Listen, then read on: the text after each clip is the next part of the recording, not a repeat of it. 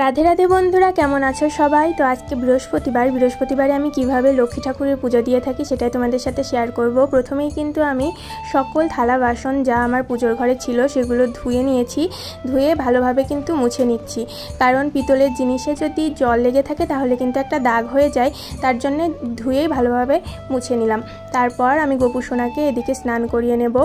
আজকে শুধু জল আর গোলাপ জল দিয়েই গোপুসোনাকে স্নান করিয়ে দিচ্ছি। দেখো কত মিষ্টি লাগছে। তারপর তাকে আমি স্নান করিয়ে গাটা মুছিয়ে এই যে নতুন জামা পরিয়ে দিচ্ছি। তো এই জামাটা কিন্তু আমার নিজে হাতেই বানানো। তো গোপুসোনার জামা বানানোর যদি টিউটোরিয়াল তোমরা দেখতে চাও তাহলে আমাকে কমেন্ট করে জানিও, আমি তোমাদের বানিয়ে দেখাবো। গোপুসোনাকে নতুন জামা পরে কেমন লাগছে অবশ্যই কিন্তু জানিও। দেখো গোপুসোনার জামা পরিয়ে দিয়েছি। এবার তার চুলের পটটা পরিয়ে আমি গোপুসোনার সিঙ্গার এখানেই শেষ করছি, বেশি কিছুই সাজাবো না। এবার তাকে সিংহাসনে বসিয়ে দিলাম।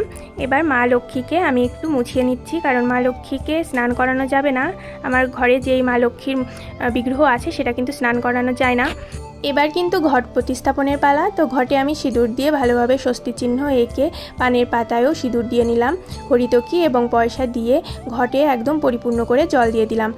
এবার যেখানে মা লক্ষ্মী আছে তো তার সামনাসামনি আমি ঘটটা স্থাপন করব, সেখানে একটু সিঁদুরের ফোঁটা দিয়ে নিলাম।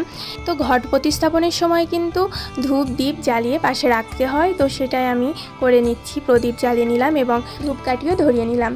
এবারে গোপালকে একটু চন্দনের ফোঁটা দিয়ে নিজেও একটু চন্দনের ফোঁটা নিয়ে নিলাম। এবার ঘট প্রতিস্থাপনের সময় আমি ধান দুর্বা দিয়ে শঙ্খে ফু দিয়ে উলু দিয়ে ঘরটা কিন্তু আমি পেতে ফেললাম।